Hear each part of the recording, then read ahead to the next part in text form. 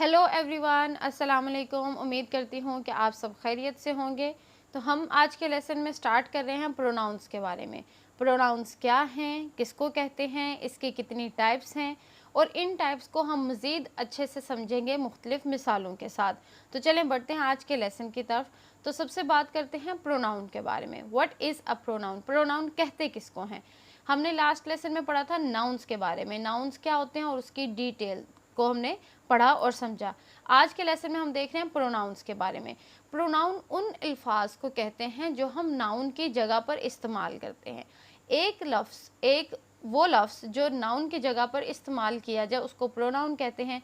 जब आप एक सेंटेंस को कंस्ट्रक्ट करते हैं, चाहे वो उर्दू में हो या फिर अंग्रेज़ी ज़ुबान में, तो आप बार बार नाउन को इस्तेमाल नहीं करते।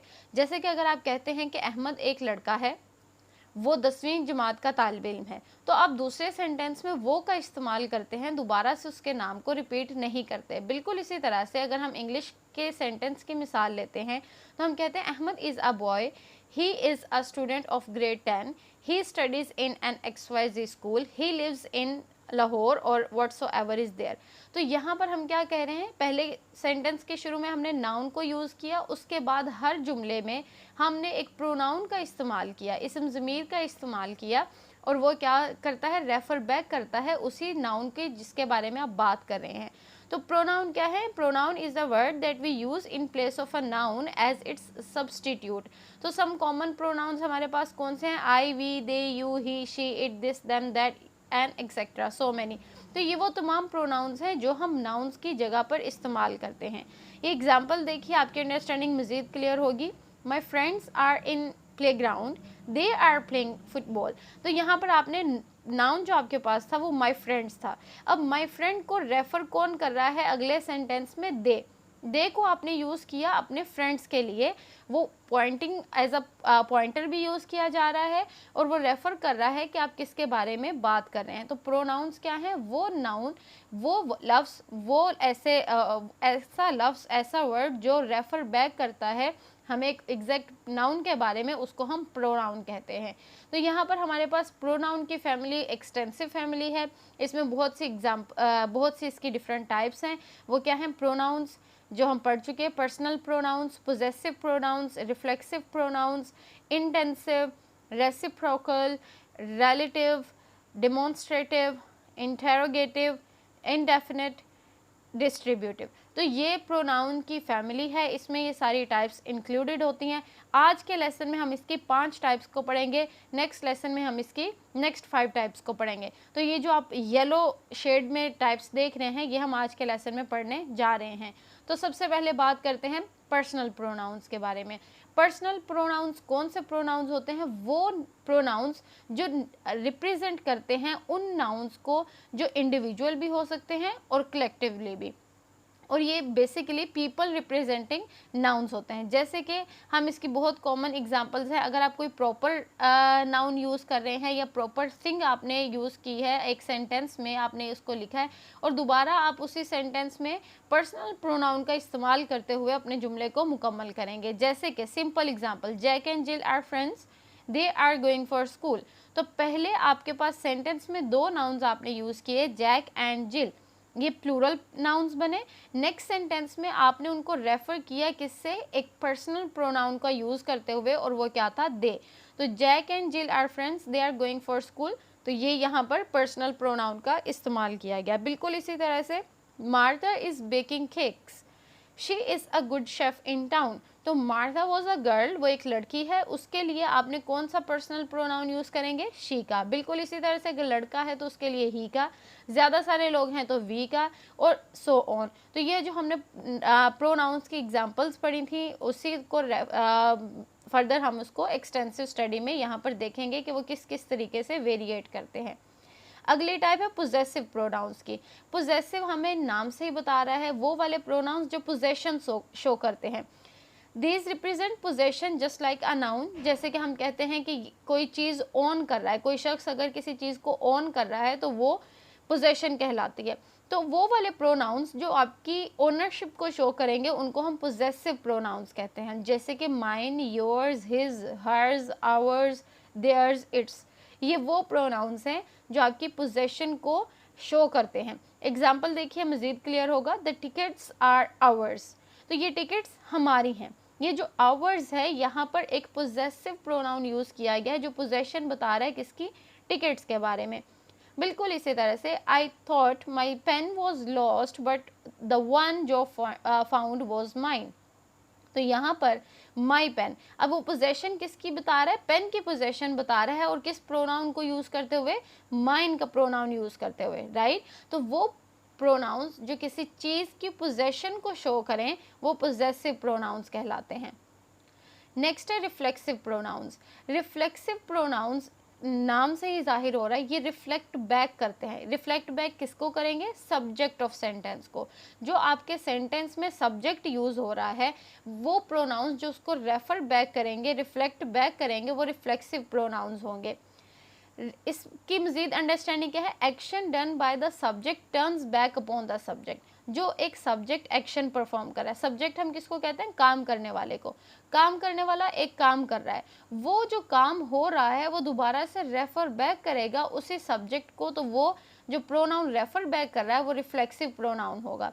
रिफ्लेक्सिव प्रोनाउन हमेशा याद रखिएगा एंड होते हैं सेल्फ, और अगर प्लूरल है तो सेल्व्स के साथ। जैसे कि आपने हिम का प्रोनाउन यूज़ किया तो उसका रिफ्लेक्सिव प्रोनाउन क्या बनेगा, हिम सेल्फ। हर का प्रोनाउन है तो उसका रिफ्लेक्सिव प्रोनाउन क्या बनेगा, हर सेल्फ। आवर ये प्लूरल है तो उसका रिफ्लेक्सिव प्रोनाउन क्या बनेगा, आर सेल्व्स। तो इसी तरीके से ये कुछ रिफ्लेक्सिव प्रोनाउंस हैं, इनको आप याद कर लीजिएगा। एग्जाम्पल देखिए, she prepared her self for the job interview. यहाँ पर शी क्या है, सब्जेक्ट है। एक्शन क्या किया उसने, प्रिपेयर किया, तैयार किया। किसको तैयार किया, खुद को तैयार किया, तो वो एक्शन दोबारा से रेफर बैक कर रहा है उसी सब्जेक्ट को, राइट। तो प्रेपरेशन किसकी है, उसकी अपनी है, लड़की की अपनी प्रेपरेशन है। तो हमने यहाँ पर इसकी डेफिनेशन में भी क्या किया था कि reflexive pronouns refer back to the subject of the sentence. तो यहाँ पर शी क्या है, सब्जेक्ट है जो इस सेंटेंस में इस्तेमाल किया गया। काम करने वाला कौन है, लड़की है, और हर सेल्फ वो प्रोनाउन है जिसको रेफर बैक कर रहा है, तो ये रिफ्लेक्सिव प्रोनाउन है। जैसे कि ये देखिए, the computer restarts itself every night. Computer क्या है, सब्जेक्ट है, यहाँ पर वो रीस्टार्ट हो रहा है, एक्शन उसका परफॉर्म हो रहा है, तो वो इटसेल्फ दोबारा से रेफर बैक कर रहा है किसको, कंप्यूटर को। तो वो प्रोनाउंस जो रेफर बैक करते हैं सब्जेक्ट ऑफ सेंटेंस को दोबारा से उस सब्जेक्ट को, तो उनको हम रिफ्लेक्सिव प्रोनाउंस कहते हैं। नेक्स्ट हमारे पास टाइप है इंटेंसिव प्रोनाउंस। इंटेंसिव नाम से ही बता रहे हैं, ये भी रिफ्लेक्सिव प्रोनाउन के सिमिलर हैं, उसी के जैसे होते हैं। Intensive pronouns refer back to another noun और pronoun in the sentence for more emphasis.